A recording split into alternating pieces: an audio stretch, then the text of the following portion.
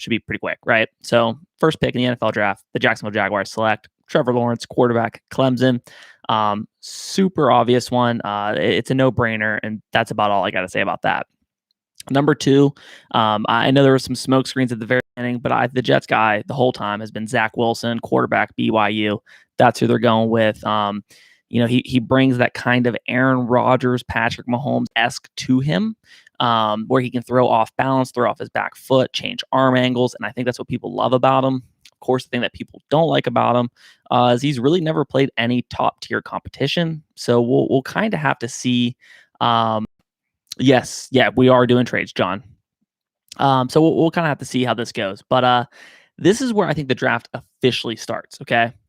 So with the third pick, the 49ers traded up, and you've been hearing a lot about Mac Jones, right? And I don't think the guy is Mac Jones. I think the guy is Justin Fields, quarterback, Ohio State, and that's who I'm going with here.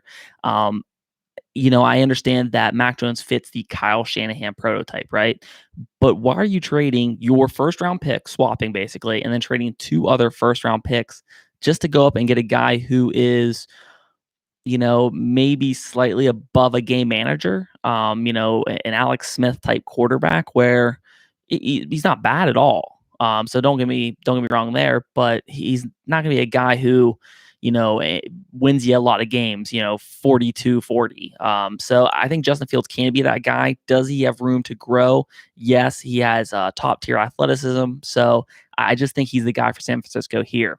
Which brings me to number 4, which is the first one where a team could definitely trade out. So I do think the Falcons can't find a trade partner, so they are going to stay put, and they are going to draft the best player available in their eyes, and that is tight end from Florida, Kyle Pitts. Tight ends always have a hard time adjusting to the NFL because it's not only you get to learn the nuances as far as receiver, but you also learn the nuances as far as like blocking. Kyle Pitts is going to be a little bit different because he's essentially a huge wide receiver who we list at tight end, but he's basically a receiver.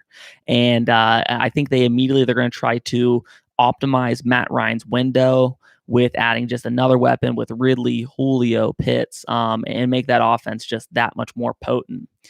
Number 5, this is kind of the first one where I kind of zig instead of zag a little bit, is I think the Bengals should take Penei Sewell. I don't think they do take him. I think that they see a lot of great tackles in this draft, and I think what they're going to do is they are going to try and get the second best, maybe even the best pass catcher in the draft, and that is Jamar Chase, wide receiver, LSU, Joe Burrow's former teammate. So they're going to try to pair those 2 up again and see if they can make some magic. And I imagine early in that second round, or maybe they even trade back up into late first and grab one of those offensive tackles. Number 6, the Dolphins, they traded back up because I think they do want to get another pass catcher. Right now, they kind of need a little bit more playmakers around Tua. They're trying to, again, optimize his window just as much as Matt Ryan, and they're kind of trying to find out if Tua is their guy. And I think that's why they're going to pair him up with a former teammate, and that is Devonta Smith, wide receiver, Alabama. Yeah, he's thin, but if you've watched any of his tape, man, this guy is electrifying at getting off the line of scrimmage. This guy, you try to press him and he's gone before you can get your hands up. He's slippery.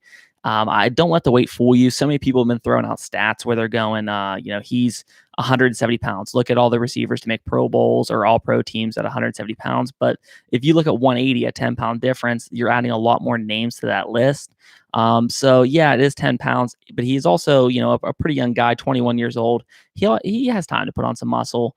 He's never going to be a jack guy. You're not going to mix him up with David Boston by any means, but he is a guy who just knows how to do it, man. He's a Marvin Harrison kind of receiver where he really gets the fine nuances of route running and how to beat coverage. We got our first trade coming up at number 7. I think the Lions trade out of this pick, and trading up is the New England Patriots. Last year was the first time in 20 years they have not had a quarterback that, Tom Brady, and they dealt with Cam Newton. Obviously, it wasn't a successful him. So I believe the Patriots go up to not grab Mac Jones, but they are going up to grab Trey Lance. They re-sign Cam Newton. Trey Lance reminds me of a young Cam Newton. Yeah, he's a little smaller, but his arm talent's way better. His arm talent's more on line with like a kind of little bit less Josh Allen running style. Physical guy, a little faster Newton, not quite as powerful as a runner, but I think he can take a lot from Cam Newton if Cam Newton wants to take on that role. Trey Lance is one of my favorite players in this draft. If this were a different year without such a stacked quarterback class, he would probably be, going maybe even first overall, second, third. But with a lot of talent in front of him, he's the fourth quarterback off the board. But I'm definitely a huge fan of Trey Lance, and I think the Patriots they pay the premium, they get up and get their guy. Number 8, the Carolina Panthers are going to get Penei Sewell.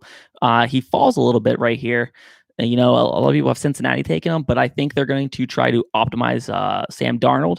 I think they have enough weapons with DJ Moore, Robbie Anderson, Christian McCaffrey. That defense looked, pretty young but pretty stout last year. So I think they try to shore up. I've heard Penei Sewell's been working at both left tackle and right tackle, which is nice that, if he needs to in his rookie year, he can bounce around a little bit, and it gives them a little bit of flexibility at those tackle positions. Number 9, we have our first defensive player coming off the board, and we have Micah Parsons, a linebacker from Penn State. We have the Denver Broncos selecting him. He kind of really looks like a Devin White. We saw Devin White was the best player on defense in that Super Bowl that the Tampa Bay Buccaneers won last year. And I think Parsons can be that guy. He's a pretty big dude, and he flies. We saw him, unofficial running sub 440s. The dude is an absolute freak of an athlete, and I think the Broncos get a guy who is an absolute game changer in the middle of their defense.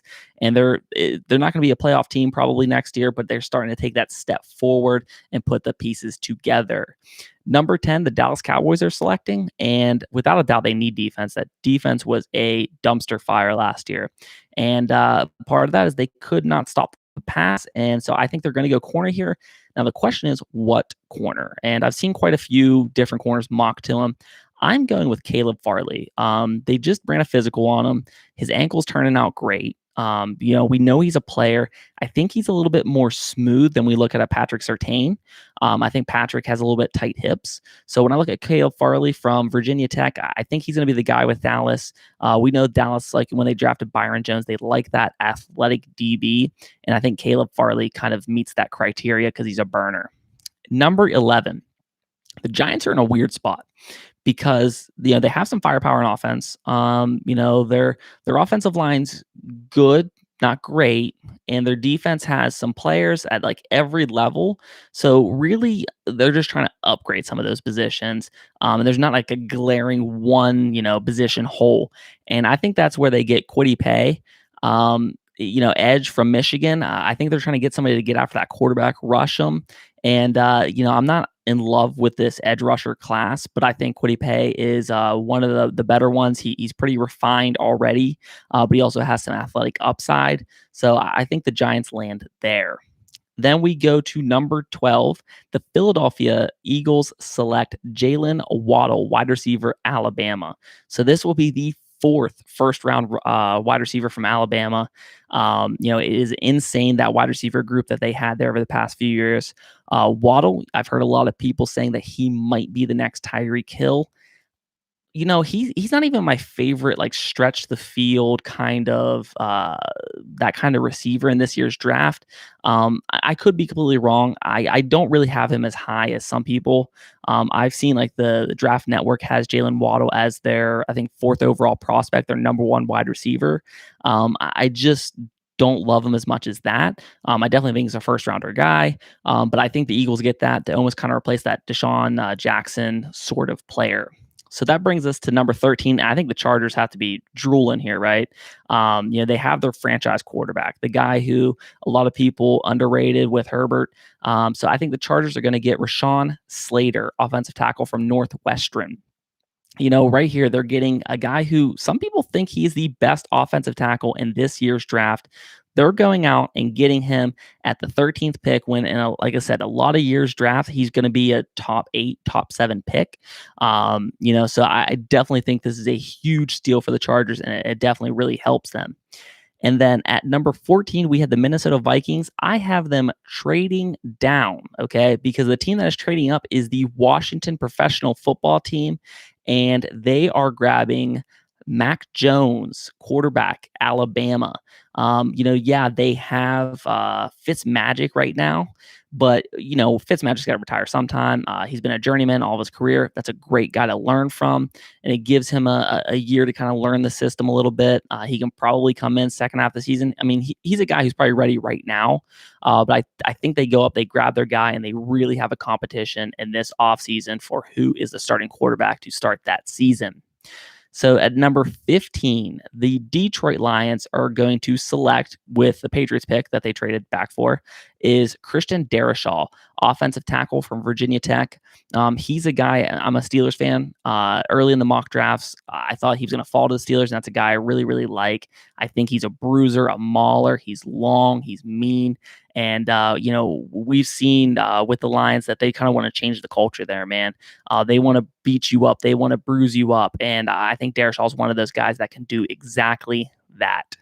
At number 16, the Arizona Cardinals, they lost their longtime all-pro cornerback, Patrick Peterson. And I think in a slight slip, they're going to pick up Patrick Surtain II, cornerback, Alabama. His dad was one of my favorite corners back in the day. Like I said, I'm not sold on Patrick Surtain. I think he's a little bit limited athletically. I think he was able to be covered up by how good that Alabama defense was around him. And with Nick Saban being such a defensive genius, he was able to scheme some stuff up to cover up some of his inabilities. But I think Patrick Surtain's a great player. Don't get me wrong. And I think that's a big hole for Arizona. And I think they grab him with the 16th overall pick. At number 17, the Las Vegas Raiders, I almost called them Oakland Raiders, they are up, and that offensive line is completely decimated. So basically, that pick has to be what they see as the best available offensive lineman. And for me, I have Elijah Vera Tucker, guard, USC. I think they're going to take him, a guy that's a little bit of flexibility. He's the best interior lineman in this draft by a decent margin. And I think they're going to get him, and they're just going to start trying to build up that offensive line. You could see 3, 4, 5 offensive line picks for the Raiders this year's draft.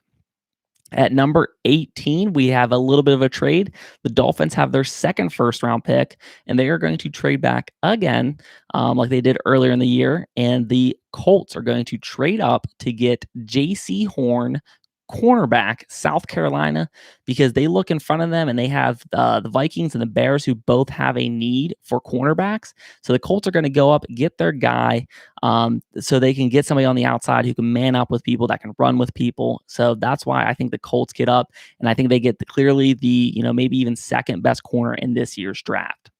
Number 19, I have the Minnesota Vikings. And again, this is a team who's, for so long, Zimmer's defense was the best part of that team, and their defense was abysmal last year. They could really draft anybody on defense. I have them getting Jalen Phillips, edge from Miami. When we look at him, he's definitely the more refined of the edge rushers coming out of Miami. And I think that's a Zimmer thing. We know he doesn't like to play rookies. So I think that's going to make a lot of sense. He can play a little bit early on, as compared to most rookies with Mike Zimmer. All right, number 20, the Chicago Bears would love to get a quarterback. I just don't think it's going to work out in this year's draft. So they're going to look to protect the Red Rocket, Andy Dalton, with Tevin Jenkins, offensive tackle, Oklahoma State. That's a team where David Montgomery started coming on a little bit later in the season. So I think they try to shore up that offensive line.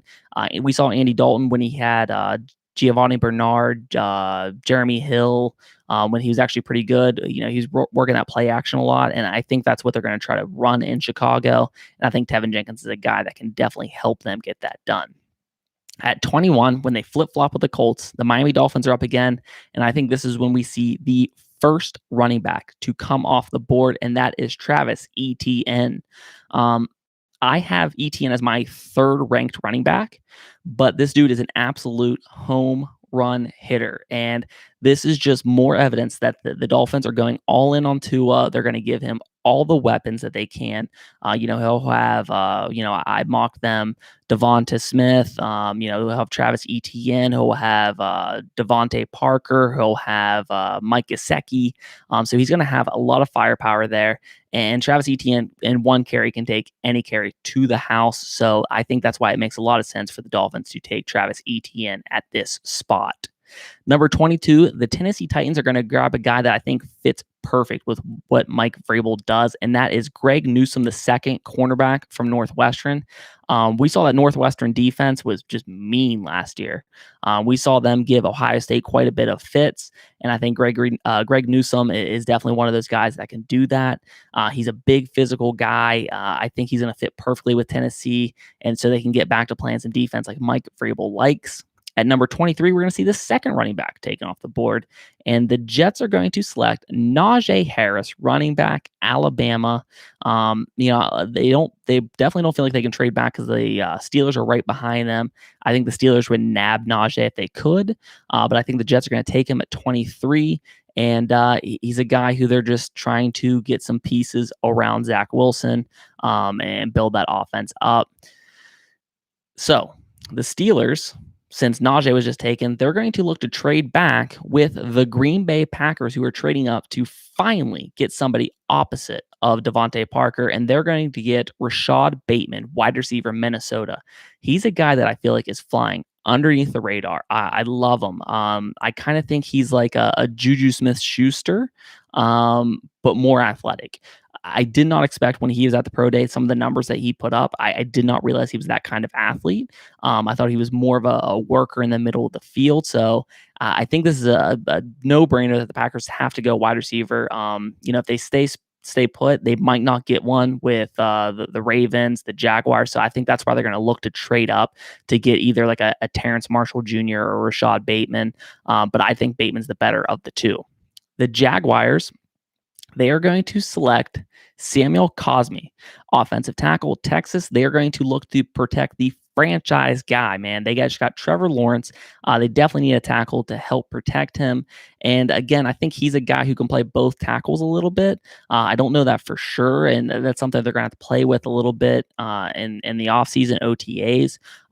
But that's definitely a need for Jacksonville. But I could also see a wide receiver here, but I think more so they're going to try to do things the right way and kind of build from the ground up. And the first thing you got to do is protect the franchise. At number 26, the Cleveland Browns are going to select Jeremiah Owusu-Koramoah, and that is linebacker from Notre Dame. I think I pronounced that name right. Not 100% sure, but I think. That's why I have them taking.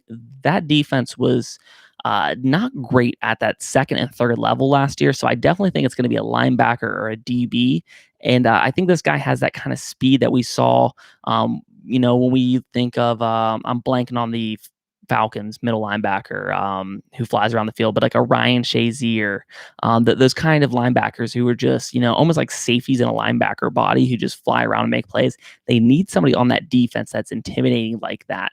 They just paired up Clowney with Myles Garrett, so I think they're good there. They did just cut their defensive tackle, Sheldon Richardson, so I think this is the pick right now. At number 27, the Baltimore Ravens are going to select Terrence Marshall Jr., wide receiver, LSU. This is one of those things where the big, knock is obviously, can Lamar Jackson do it? Can Lamar Jackson win the big one? And when we look at this, he's never really had a number one wide receiver. I like Hollywood Brown. He's probably a number two at best. And I think they're getting a big guy, big target, much like a tight end, because I think Lamar likes throwing to those big guys. And they're getting a guy to help play across Hollywood Brown. And I think that makes a lot of sense. And this is going to be kind of the put up or shut up year for Lamar Jackson. I know he's won an MVP. I like Lamar Jackson, but he definitely didn't develop the way that a lot of people anticipated, I anticipated, and probably the Ravens anticipated last year. So I think this is kind of the thing where, like, listen, man, we're giving you some firepower. Now go out and prove it. All right, we are winding down to the end. The number 28 pick is the New Orleans Saints, and I think they are going to take Asante Samuel Jr. So we have two corners taken in this draft. Both of their dads were just fantastic corners. Asante Samuel was just an absolute beast when he was in the league. But Asante Samuel Jr., not really great at playing the ball like his dad, but I think he's a really, really solid corner. I think he's a guy who can play instantaneously, and I think the Saints are still kind of in a win now mode, even though Drew Brees is gone. I think Sean Payton really likes Jameis Winston. I really think he likes Taysom Hill. So I don't think he's going to back down and think that they still can't win big or maybe even make a Super Bowl. At number 29, the Steelers, who traded back with the Packers. I believe the Steelers are going to go with a linebacker who's labeled as edge, but I think he can play a little bit off ball, and that is Zavin Collins, linebacker from Tulsa. Right here, I think it makes a lot of sense. Your running back's gone, and I think that's the second or third biggest need. Cornerback, I think the top three corners were taken. If you see a J.C. Horn fall, I could potentially see that, if Najee's there, but I think that their third guy to me on their big board, just guessing, is going to be somebody like a Zavin Collins. At number 30, I have the Bills, apparently opposite of Stephon Diggs, and that is Kadarius Toney, wide receiver, Florida. This is like one of my favorite guys. So just how I said Rashad Bateman, I think is really underrated. I think I actually prefer Kadarius Toney over somebody like a Jalen Waddle. I know he's not a straight line burner like Waddle is, but he's so slippery, man. He's kind of like a Deebo Samuel, and you know when he's healthy, what kind of success he has in San Francisco, where he's a guy and so many of his plays where you think he's down, he just finds a way, finds a different gear, slips out of a tackle. He's a guy that I think can just be another playmaker for that Bills. Josh Allen going to look to even put up bigger numbers next year. Number 31, I think this is, again, one of those things where it's no-brainer. Whoever's the best they think's available. The Chiefs have to go offensive tackle. They lost both of their tackles. So, there's a few good tackles left on that board. It depends on who they like the most. I think out of the guys that are left, the guy I like the most is Dylan Rayden, offensive tackle from North Dakota State. I think he's a mauler kind of guy. I think he's an Andy Reid type player. Maybe like, Andy Reid used to coach John Runyon. That's who he kind of reminds me of, is that kind of old school tackle. So that's who I'm going with for the Chiefs. And then the last pick, the Tampa Bay Buccaneers, I think they're in a great situation where they can really pick anybody. They brought the band back, so they're going to look to see where they're weak, but they're not really weak in a lot of spots. So I think they're going to go with Levi Onwuzurike. I think that's how you say it. Defensive tackle from Washington. He's the best interior defensive lineman in this year's draft. So I think they're going to look to get a little bit more pressure right up the middle. JPP looked great last year. He kind of had a little bit of a resurgence year. I think they love both of their inside backers. Their corners and their DBs are a little young, but I think they were starting to come on toward the end of the season. Offensively, I don't see why they would take anybody offensively. They're pretty stout there. So I think it's going to be a defensive pick. I just think, to me, this is probably their biggest hole, if there is one, with that roster. So, all right, I got it through in 23 minutes. That's pretty good. So I hope you guys enjoyed the mock draft. Definitely let me know what you guys thought, man. Did I draft the person that, you thought your team was going to take? Did I draft anybody where you're like, you're crazy, man, they're not going to take that person in a million years? I kind of want to hear what you guys got to think. If you guys like the episode, make sure you click like and subscribe, and I'll see you guys